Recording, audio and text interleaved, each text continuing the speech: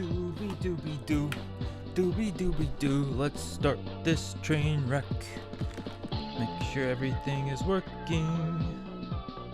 Alright. So I tried to stream before, and I had my guitar plugged into my digital interface, which is causing a crazy feedback sound.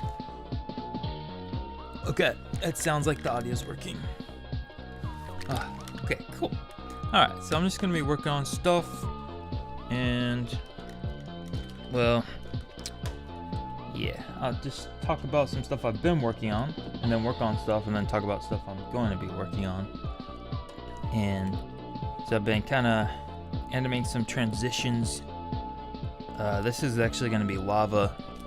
Ow, I hit my elbow.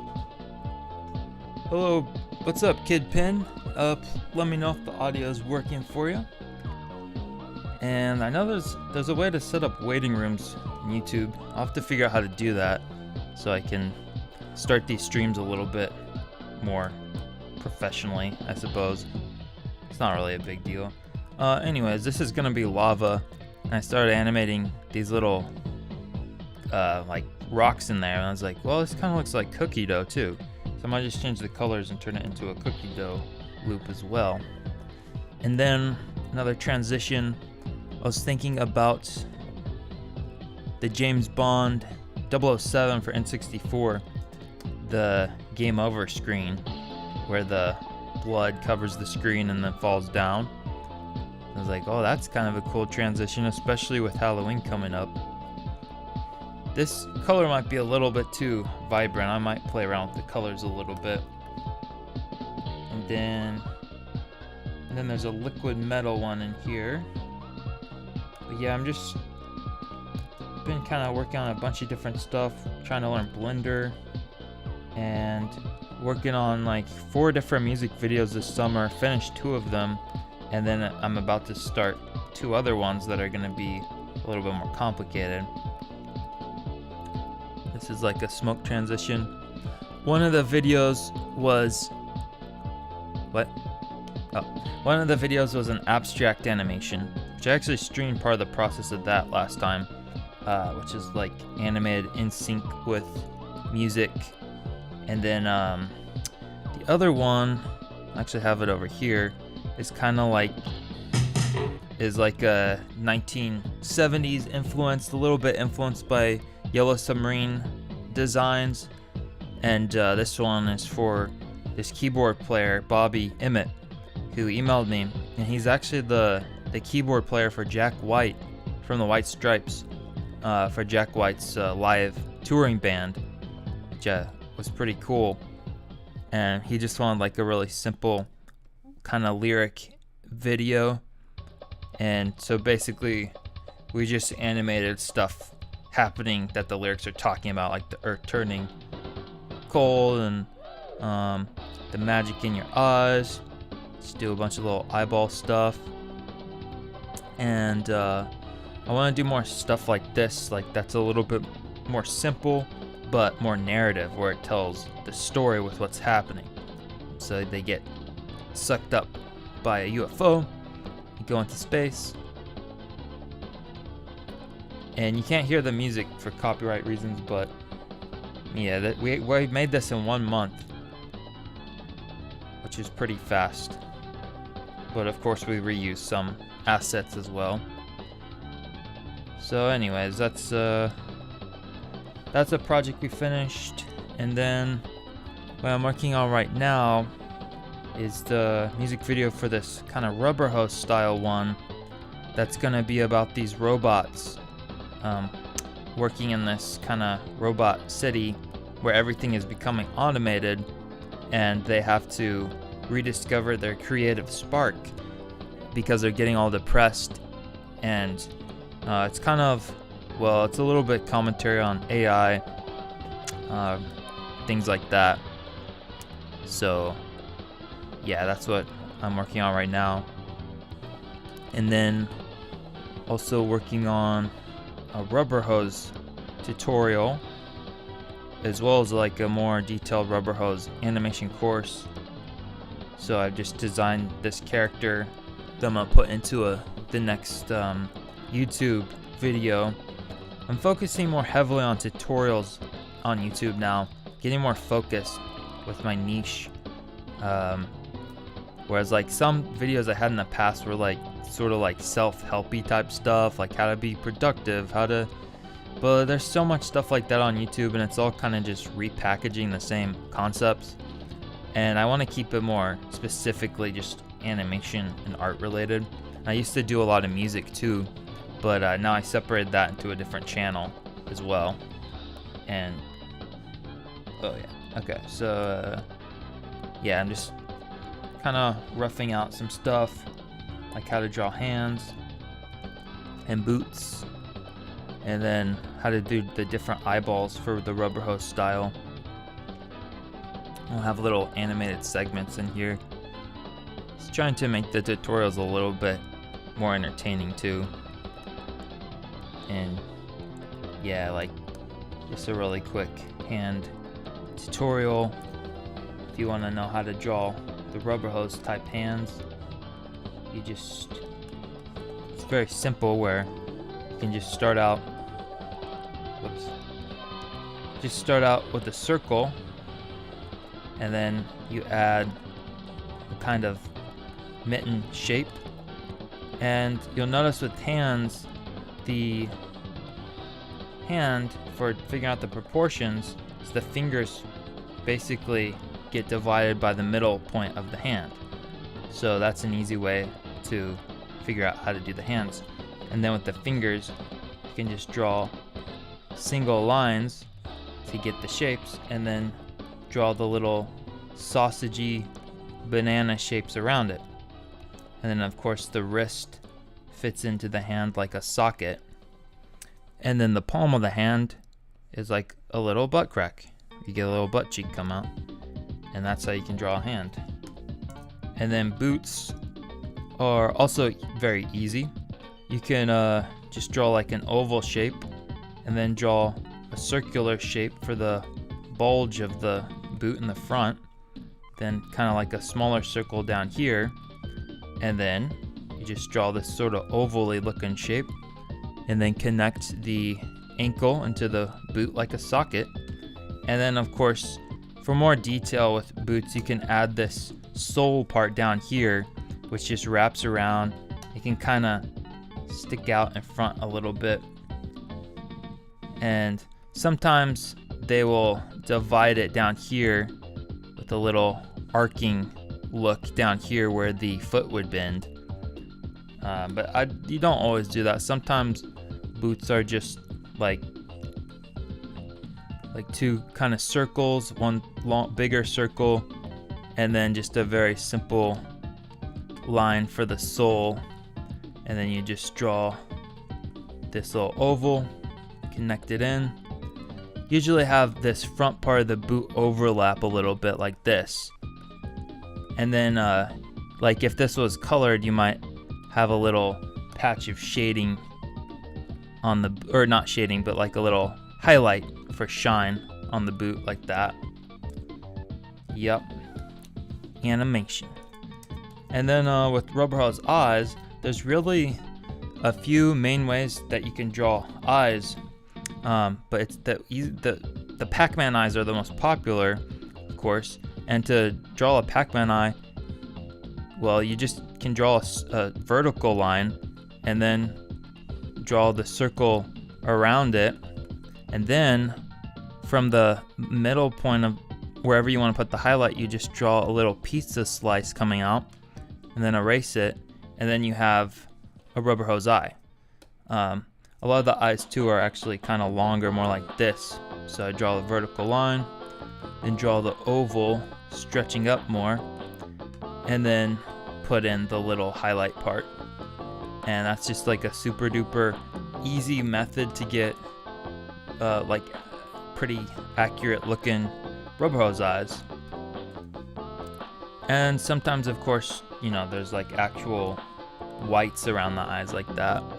And this part of the tutorial I was working on was just to show like what the direction characters are looking. So if this character was looking to the right, it's a little bit ambiguous exactly where these eyeballs are lining up on the eye line. It could be kind of anywhere. So if you want to make it really clear where the character is looking, just push if he's looking to the right, then just push the pupils to the right and kind of make them bulge in the direction he's looking, and then it's really clear that he's looking to the right. Yep. And then, well, I guess that's enough of that for now. And so this is a character I'm working on. It's kind of the rubber hose style. This is gonna be the main character of the robot rubber hose animation I was talking about. And then some little robot friends. Oh yeah, and I don't have my camera on because it's hot, and I took my shirt off, and I don't want you to see my six-pack. I'm just kidding. I did hurt my back though. Well, okay, so despite how I may seem, I'm actually not that tough. I know I might seem intimidating, but once you get to know me, I'm actually pretty nerdy. And I'm being sarcastic in case no one can tell. But, yeah, anyways. Okay, I guess I'll just show this. Okay. Sorry, I'm malfunctioning mentally. Yeah, so I don't have the audio on. I guess that doesn't matter. I'm just gonna go through these storyboards and talk a little bit about the project I'm working on. And yeah, so it's not, the music of course is very important because what's happening with the lyrics and things are synced up to the sounds, so a lot of the effect is going to be lost, but I'll just try to explain what's happening. Alright, here we go. Let me take a drink of water. Make sure you're drinking water. Alright, here we go. Well, now I'm anxious. Alright, I'm just gonna, here we go. Alright. So this little eyeball machine wakes up and the mechanical city's turning on. And, well, I'll just go back here really quick. I'm gonna do these in Blender actually. I'll show you these like gears. This is just a test, but I was testing out creating gears in Blender and then adding this line modifier effect to make it look more hand-drawn. These colors aren't right and everything, but just figuring out how I can like incorporate some more complicated gears that would be hard to animate frame by frame. So that's what this shot is. It's really messy. So the gears in the city are waking up, and this giant overlord eyeball is controlling everything. Now our main character is walking towards his work. I'm working. And so he's walking into the city, and there's some buildings that say auto movie, auto sound, and then we zoom into his light bulb head, and then the lyrics go across autopilot, and then gears swap across, and we have a bunch of robots dancing on conveyor belts to the song. And then our robot looks up, and a hand comes down and gives him this auto device. It says auto image, and he's clicking it, and then all these glitchy visuals appear around his head, and his head is floating through space.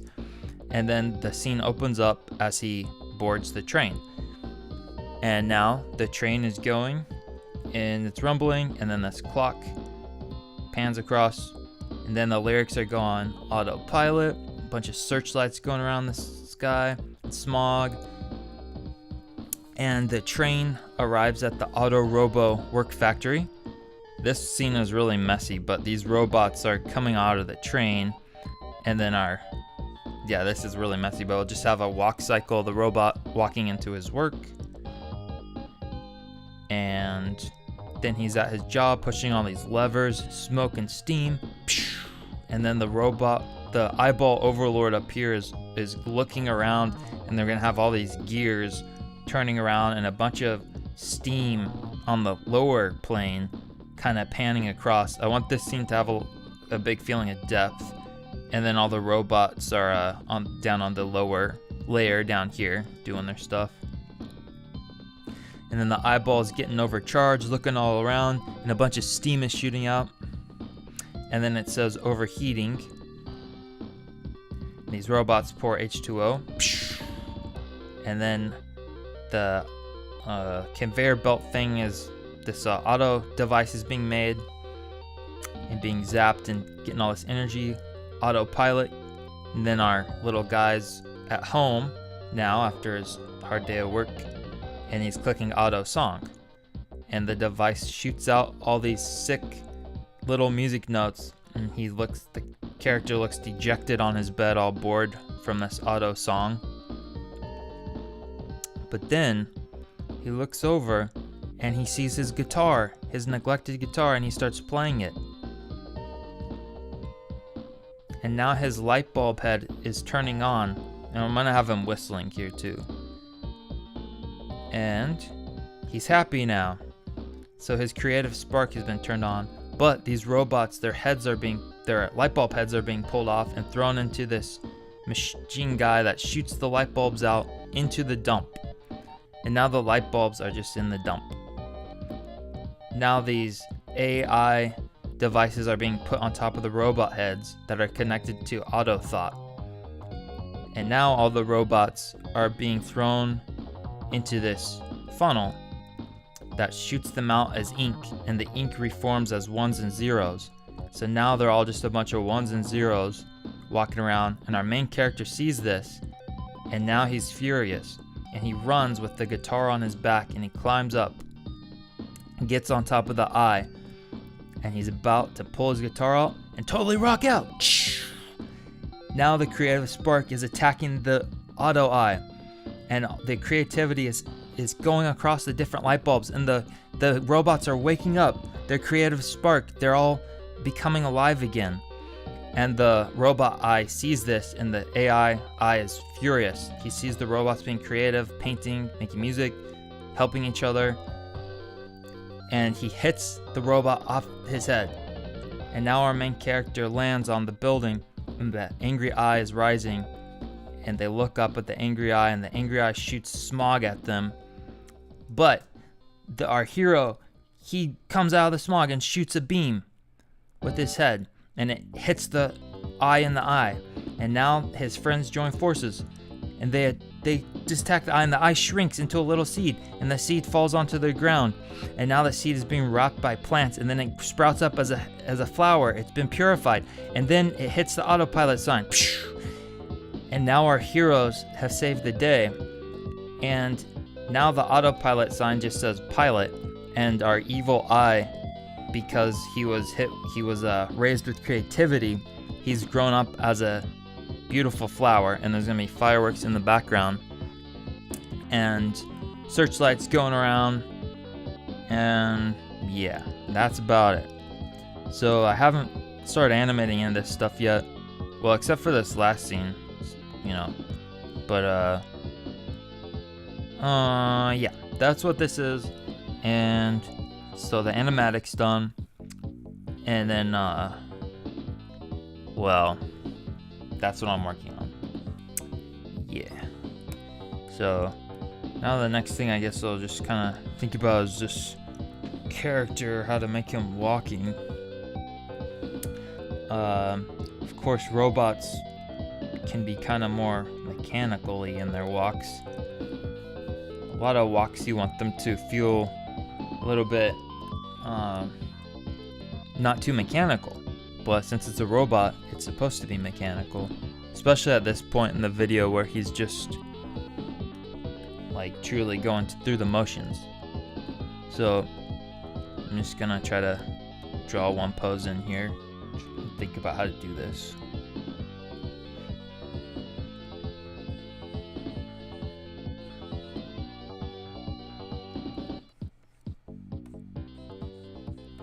Just starting out with a kind of contact pose.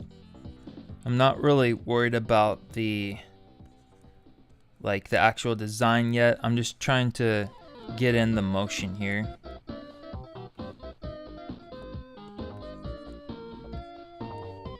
Because a walk is really just contact, a down pose, a passing pose, and an up position. you can just do those and build everything off of that. I mean, if you're super simple, you can even do a 2-frame walk where it's just you just alternate between the contact and the passing position. But this, we're just doing this, getting these main poses in. Have the down position. I'll probably do some shift Tracy lasso stuff to keep things consistent, especially with the more mechanical type being. There's not gonna really be a lot of squash and stretch, but I'm gonna have his head kind of tilting and bouncing around a little bit so that there's some more interesting movement happening there. Bring the frame rate down a bit once I start messing with stuff.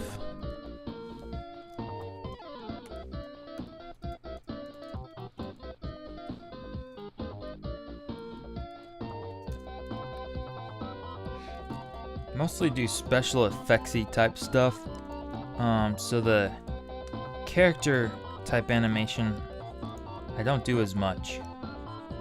Like I usually draw really trippy stuff. So this is gonna take a bit more brain work. Now we'll bring him back up to the passing position, which his height will be pretty similar to the contact pose. Maybe a little higher actually, because his leg is straight now. So bring it up just a bit more. And we'll have this foot's in front, so it'll be like this. So now this foot that is passing through is more or less completely straight, and the leg that is in the background is going to be coming across. So we'll have the knee area dragging in front, or pushing in front, and have the foot being pulled from behind. And again, I'm just drawing this really rough just to get the poses in. And now we'll have the up position. So the contact foot is going to be pulling back now. And I drew these lines down here to track the feet. So this line in front will be for the front foot, and then this line behind will be to track the behind foot. Now you could draw both feet on this exact same line, but it makes the character feel more flat, because in reality, because of perspective, the foot that's further away would be further away. So that's what I'm doing.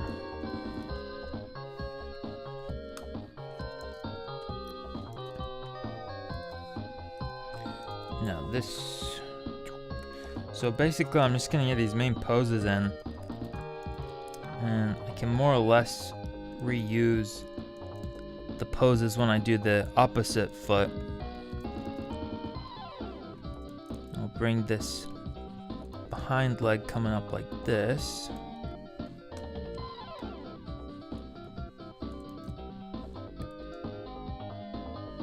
So that's a thing.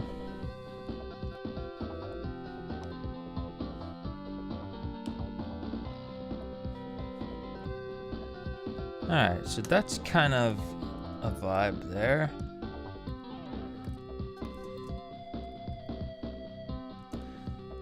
Alright, so the body is gonna sort of figure out the tilt of this body. It's gonna be kind of like this.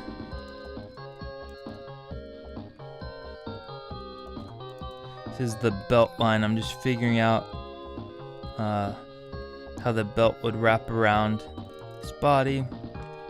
Then as it comes up, I'll have it flip in the opposite direction. So there's a tilt happening. Now when it's up, so yeah, when it's going down, the belt is like this. This down like this. But then when it goes up, the belt reverses direction and is now wrapped around like this. So this will help it feel a little more dynamic here. And then I'm gonna be using this concept to also guide how the head will be sort of bouncing around. So we'll push this up even more. Need to bring this leg up more maybe.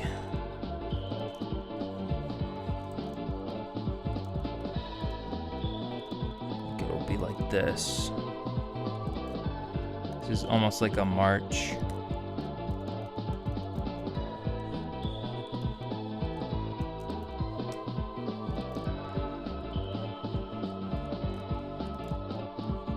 So I'm just kind of getting in the skeleton here, and on a different layer I'll do a tie down where I actually add the design and tweak any kind of proportional issues, make the design better for my cleanup artist to draw the finished line work over. But right now I'm really just concerned with getting the spacing and timing and the overall animation type work in.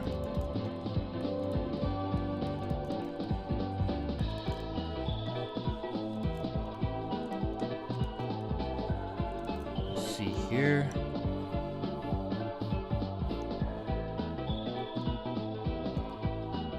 So I know, because I put this song in here, and I know this is going to be a 28 frame cycle, and each step is going to happen on the 14th frame. That's how it'll be in time with the song. And so I'll add probably more frames to cushion in with the down and the up position. So it'll be like boop, boop, boop, boop. It'll kind of have like it'll have the rhythm to it, because I don't have the rhythm in yet with the frames I have now. This is just getting the posing in. So at this point of the stage, I'm really just working on the posing, not the actual rhythm of it. And then I'll mess around with the timing.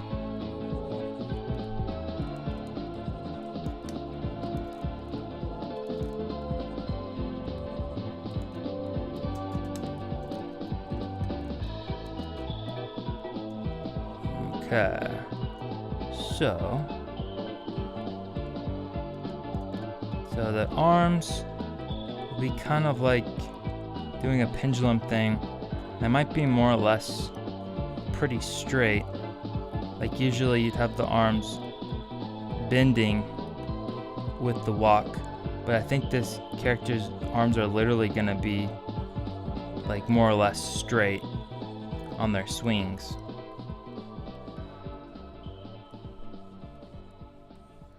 Kind of just rough in like a pendulum type thing here. So in the down position, the arm will actually be at the apex of their swing. The hands will be at their highest point because they're still being swung up by momentum.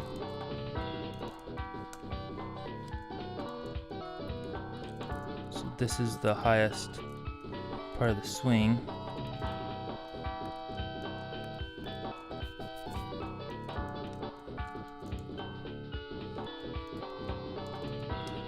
Here.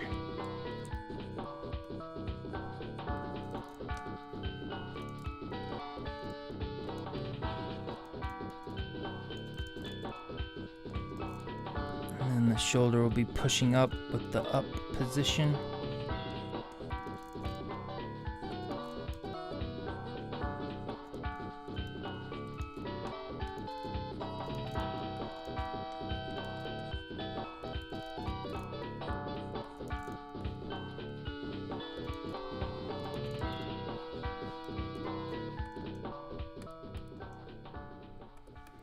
This might be too much actually with the arms. I might do something more where the character's arms are just straight down like this, and he's walking. Ah, dang it, I don't know, because that makes him look more like a drone. Like, this March one might be too peppy. Maybe it would make more sense if the arms are just down. Looking great. It's helpful to see the thumbnail drawings of the main poses and the head tilt in the corner. Oh yeah! I kinda think I might use these to help me, in fact. So, since I already worked on that, I could just like try to figure out how to incorporate some of this. Oh yeah, I also forgot in the corner here, this guy on the down position, every other time he goes down, he can shoot smoke out of his head. Something like that. So, this could actually work.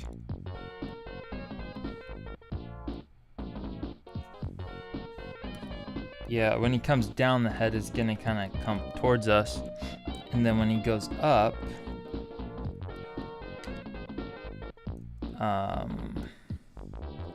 the head will tilt away from us.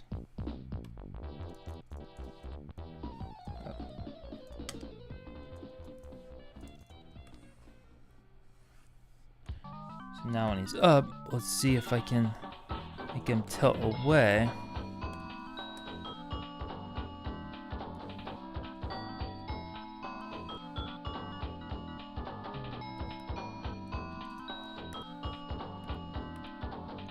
Okay, so these are kind of my key poses for this.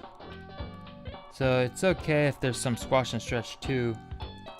Like usually robots wouldn't really have squash and stretch unless you're doing a more cartoony style.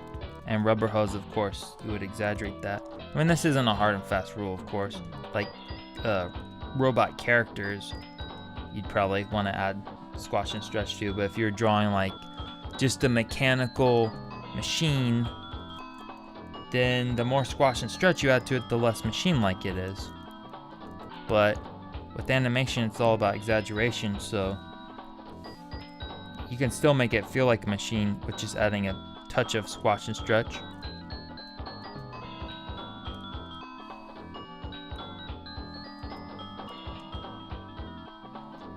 Okay. I'm just figuring this out one step at a time. Bring the frame rate down a bit. Oh, what the happened? Oh my god, my program crashed. Dang it. I love TV Paint. As I like to call it, TV pain.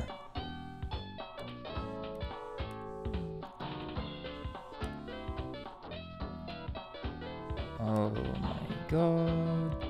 Oh well, luckily I literally just saved it and it crashed, so not a big deal.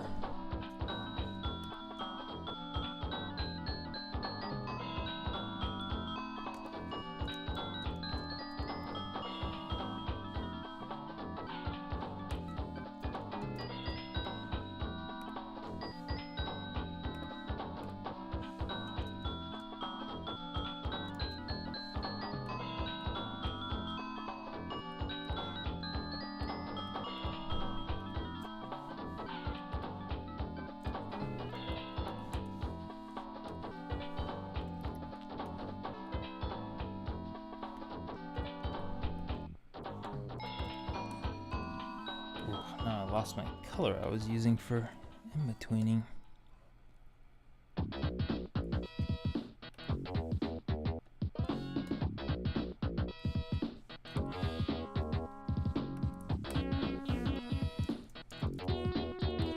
Been working on music stuff on top of all these animation projects. Oh yeah, we're working on a video game, which is pretty cool. I want to get more into alternative forms of animation beyond just music videos. So we're working on a card game and just animating certain assets, like tomatoes being thrown and things like that. Fire. Actually, I'll just stop what I'm doing. I'll just show you what we're doing there. Something I want to do with these streams, of course, is just like document things I'm working on. It's also interesting for people to see what's being made,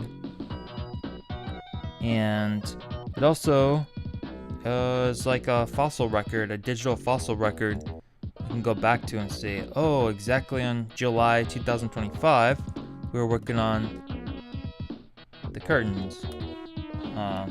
This is just like a curtain transition thing. The dungeon box. Well, the frame rate's too fast. Well, whatever. But yeah, this guy reached out to me. He's doing a Kickstarter and just wanted some unique animations for this card game, like a tomato being thrown into the screen when you mess up, when you pick the wrong thing. So these are just like little clips that we're animating. And then this one, someone already drew this background, but they wanted aspects of it animated, like this book with the page turn, so I animated a page turning. And then over on the quest board, animated these papers going around. It's 50 frames of papers, and then it's just one paper animated and then duplicated on multiple layers to create a bunch of them. So it's really only one asset that was animated. And then where's the fire? There should be a fire in the fire pit. And now I don't know where it is. What the heck?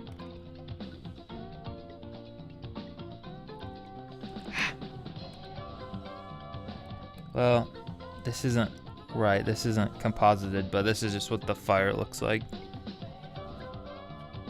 It's 3 different things animated, 3 different colors animated. And then when they put it in After Effects, they add glow and other effects to make it more fire-like.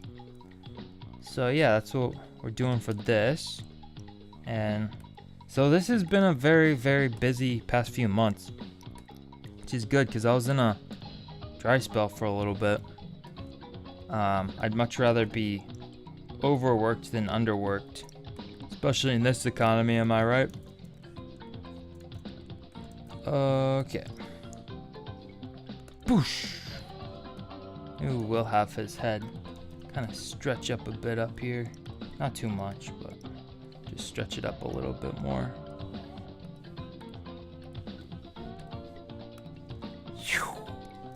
Actually, be stretching more in the passing position, because that's where the momentum is. That's where the speed would be over here, where he'd be stretching a little bit more. And he'd regain his natural head position when he slows down. Same concept with the bouncing ball. You're animating a bouncing ball. At its resting position, it would be like this, or at the apex of its height where it slows down. But then as it gains momentum, it would be like this. Finally like this at its fastest point. And then to contrast the stretch, when it hits the ground, it would squash in the opposite direction. So the more stretch you have, the more squash you have. If you only have a little bit of stretch, it wouldn't make sense to squash it a ton. You would only squash it a little bit in the exact same amount of energy the squash is. The same concept applies to characters. The more dramatic the more energy there is in the motion, the more squash and stretch there'd be, the more anticipation there'd be to anticipate the motion. But I'm getting a little bit feeling like I'm gonna work on this walk more on my own when I feel like it. And I'm gonna go ahead and work on some other parts of this animation. Oh, what's up, Sonic 2 Oiled Field Zone?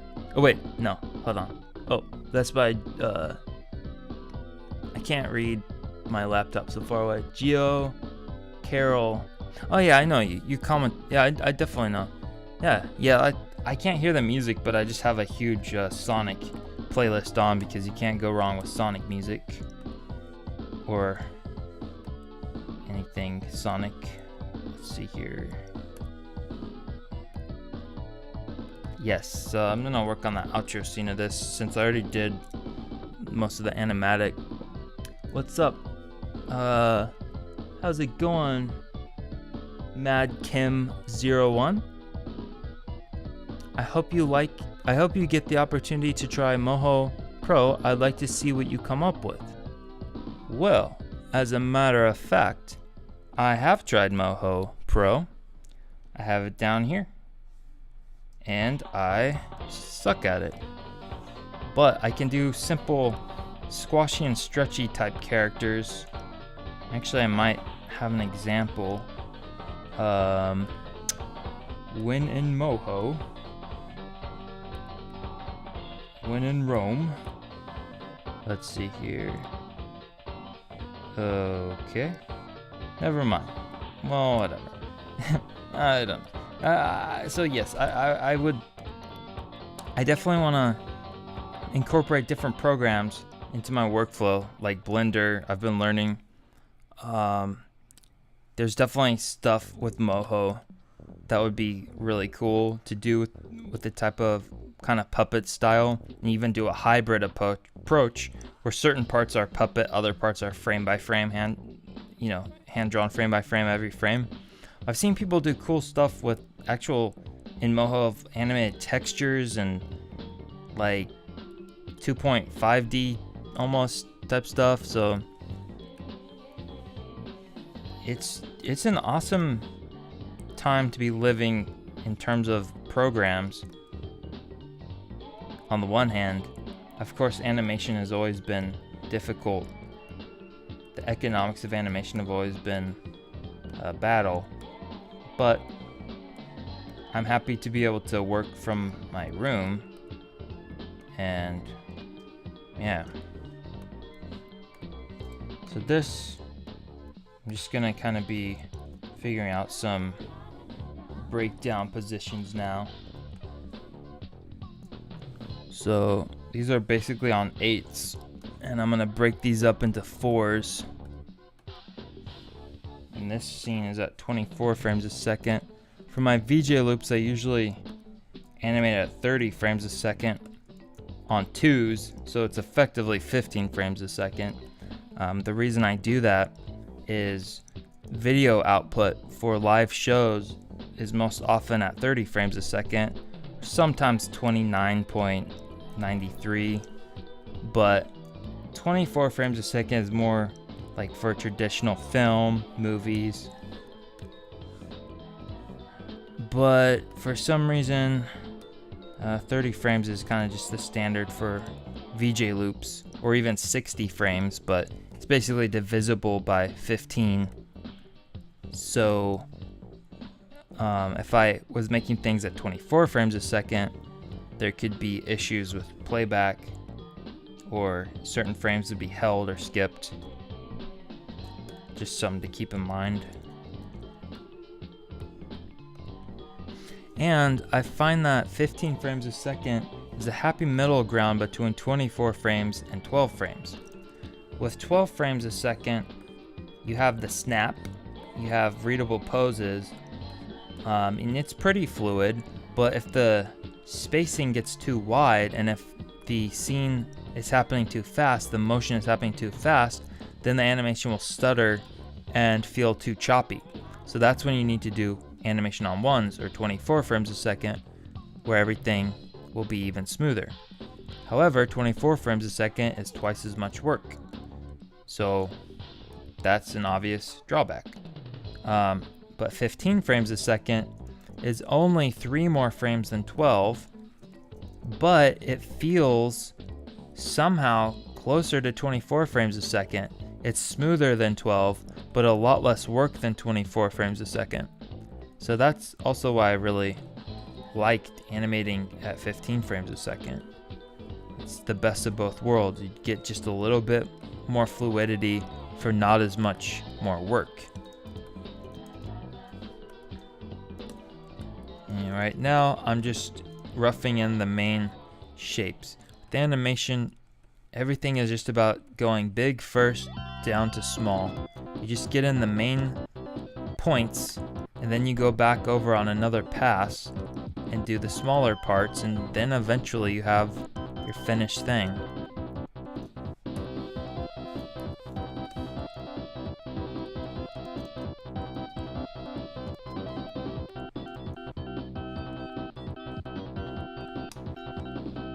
And sometimes, especially for just roughing in the main shapes, I usually keep my light box on showing the previous 3 frames or so I can judge the distance between these points and make sure things are moving at a good speed.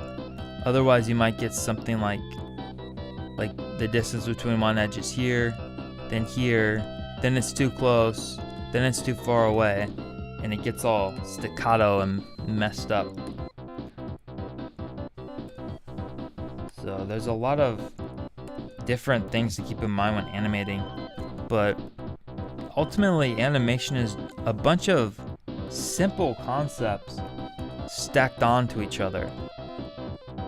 It's not like any one concept is super hard to understand, but keeping it all in mind, you have to have a system. So that's why doing things in sections is smart. Like you do the rough animation. Well, first you do like thumbnails, then a storyboard, animatic, rough animation, everything like that.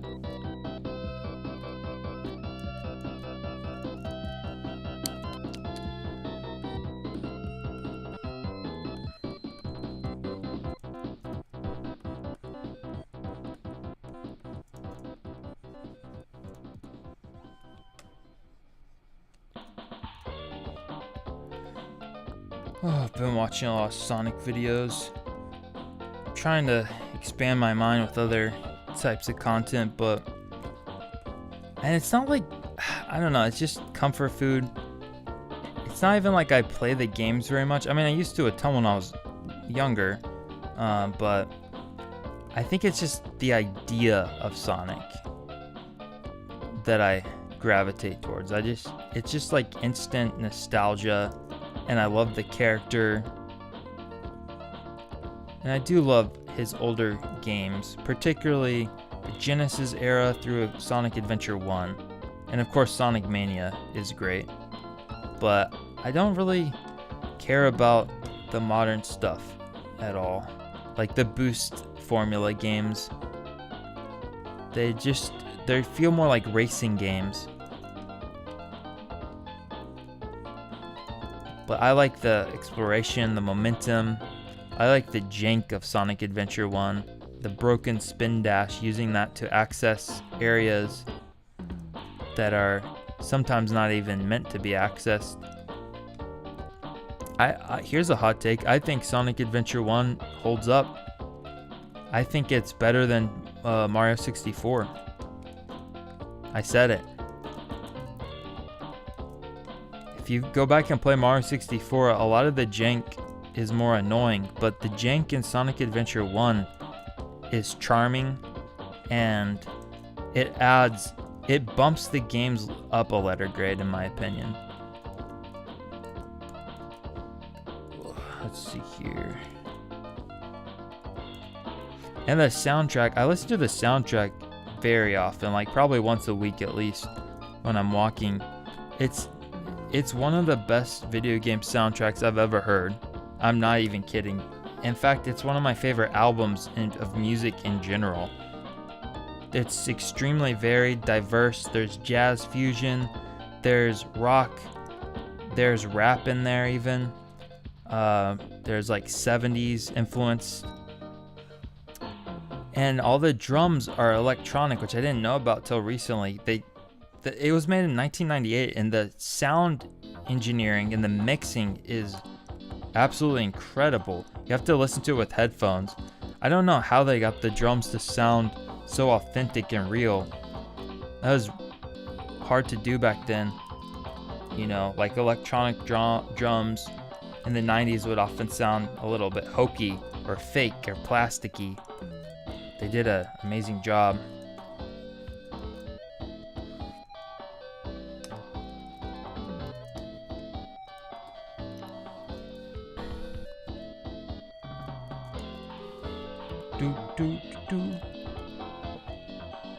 Sonic Colors and Generations are good. I beat Sonic Colors on the DS. I did like it. Of course, the Wii one is the one everyone has played. And I do like Generations. I have it on PS3. But I liked the 3D levels on Generations. The classic ones, the momentum didn't feel right to me. But that's just because I've played Sonic 2 and 3 a billion times, so I noticed like every detail like that. But yeah, like there's definitely good boost games. I just prefer the feel of Sonic 1 or Sonic Adventure 1, where it was a little bit more momentum based and you couldn't get like instant speed, but it's just a different design philosophy.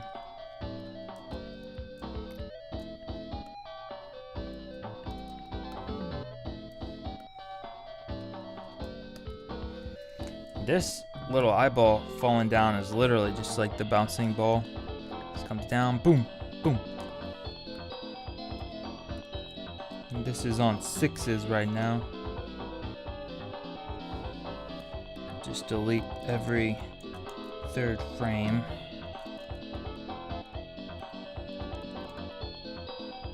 Really cool. I've been buying your loops to add to my backgrounds for my animation project. I will show you on Instagram when they're done. Sweet, thank you so much. I super appreciate that. You keeping the light bulbs on, my dude, or dudette, or anything in between. I greatly appreciate it. Yeah, like, of course, client projects are the main bread and butter, but like, yeah, like if you're an artist, I highly recommend having some kind of digital products that you can supplement, because freelancing, it's a cliche, but it is feast or famine. And yeah, it's just good to have a little bit alternative things that you can have.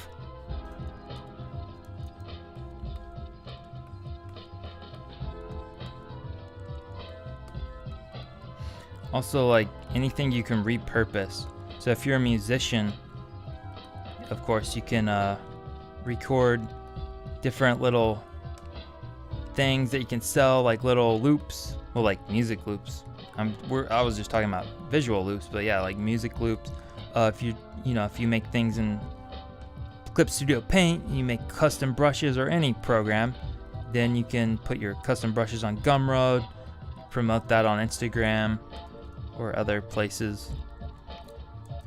And basically you advertise it with the work that you're making, that you use to, the tools you use to make your work. It's like automatic advertisement for it. So of course you have to have good work to promote it. You can't just make things and then expect people to buy it. You have to prove, you have to like show that you can do stuff. Nah, that was a really smart sentence. It's a little bit hard to talk and animate at the same time.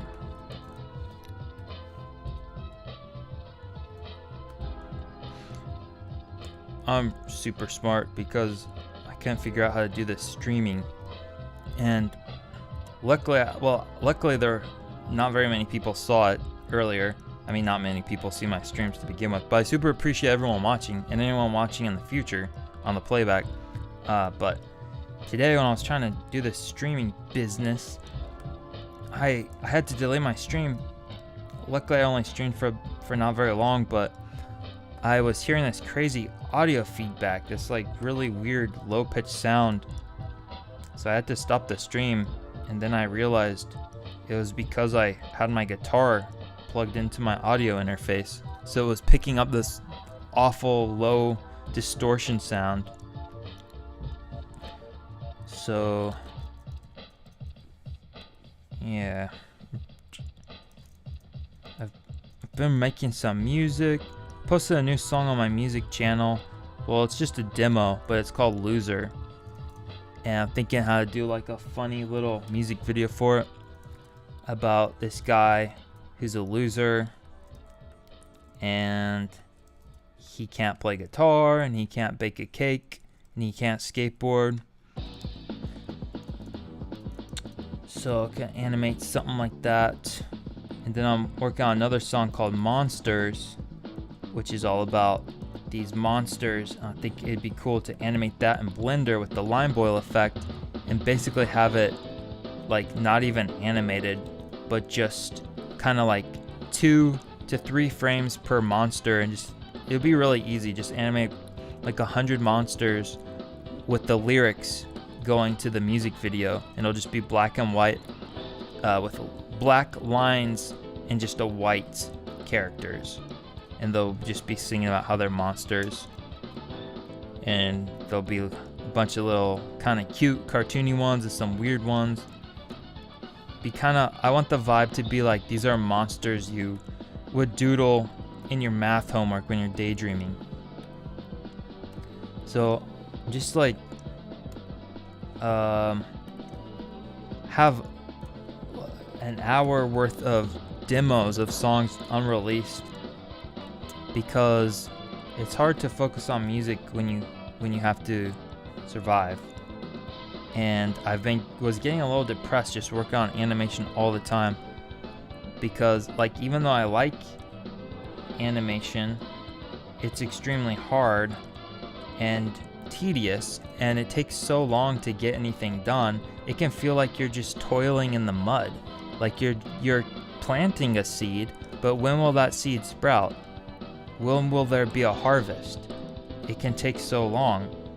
But with music, you just strum the guitar, you immediately have a reward, you immediately have art and something made.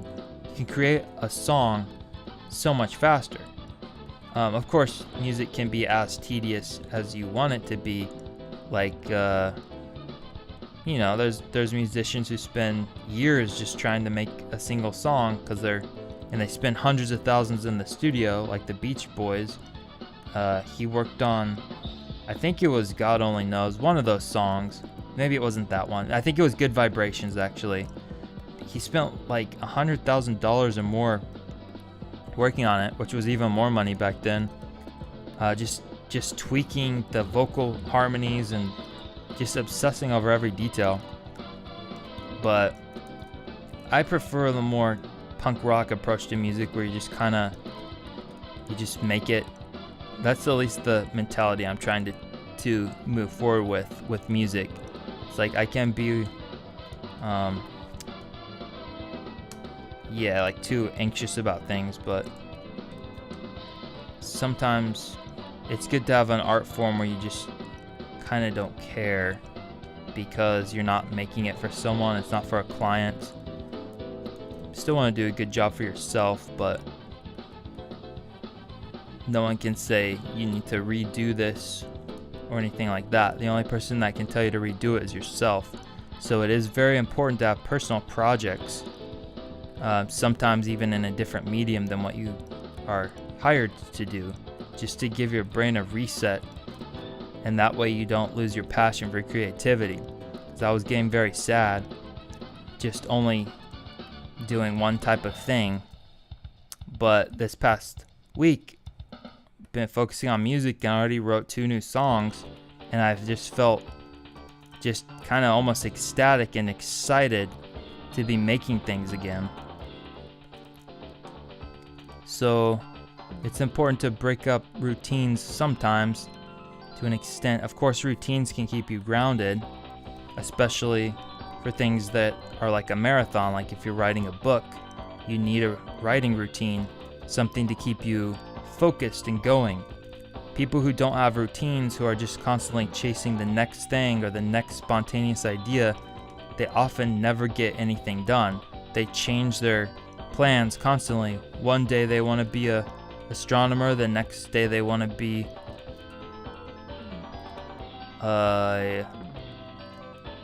actor.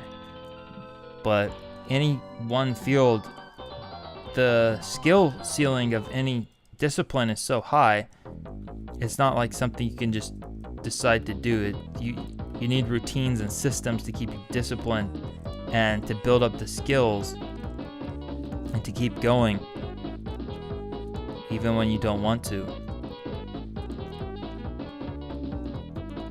What a funky flower, Creacho.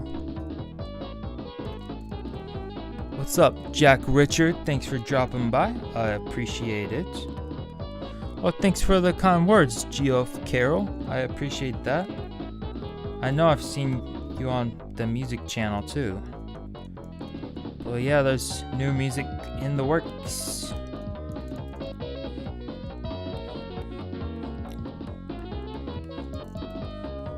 Something that's kind of hard about just recording in your apartment is dealing with outside noises.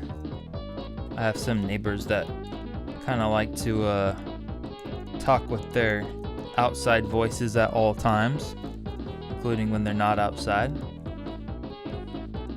So that's fun. But to be fair, they can probably hear me listening to Paranoid Android, so I guess I try to be pretty respectful, but I do listen to music to help myself wake up.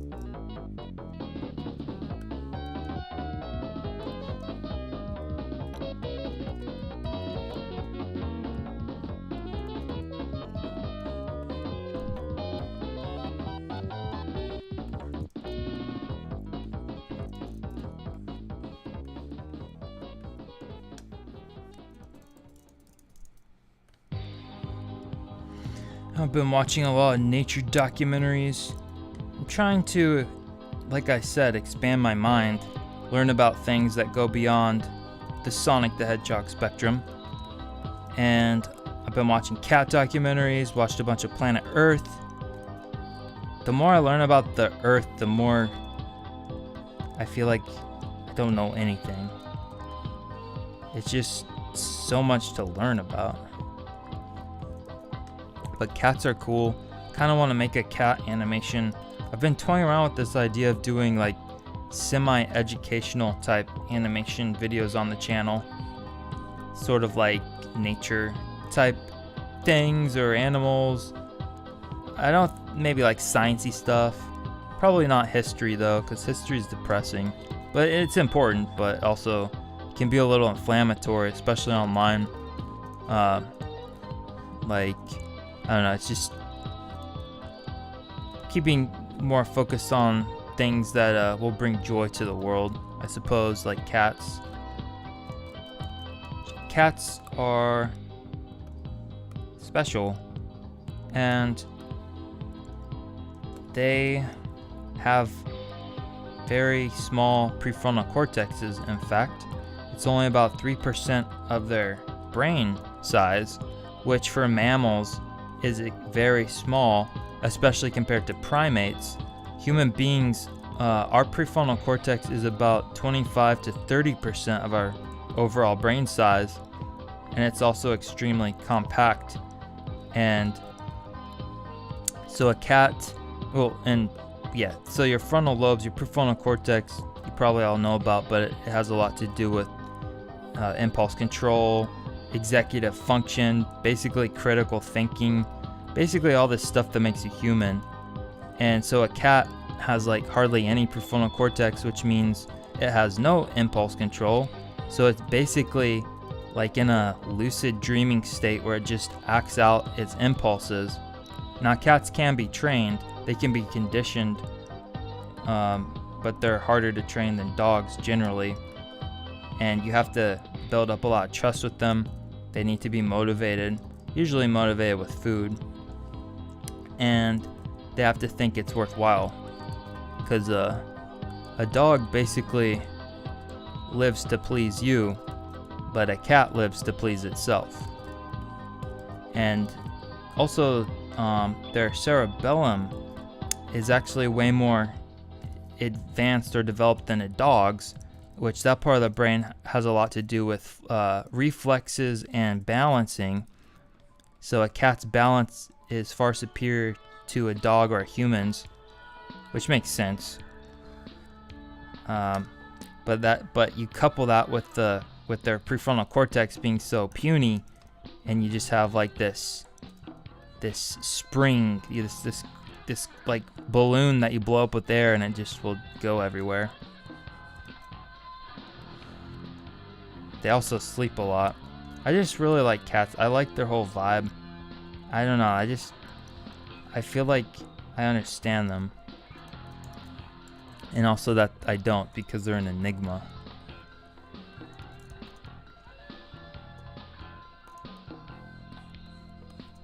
I better save so it doesn't crash on me again.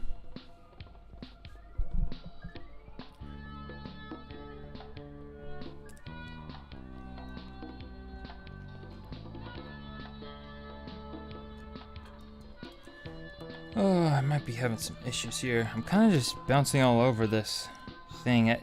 CSU with talking, like I said, I sort of stream of consciousness, and also I probably need to be focusing a little harder on what I'm animating.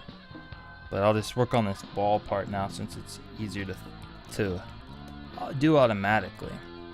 Not have to think as hard. I'll just have this coming into the screen.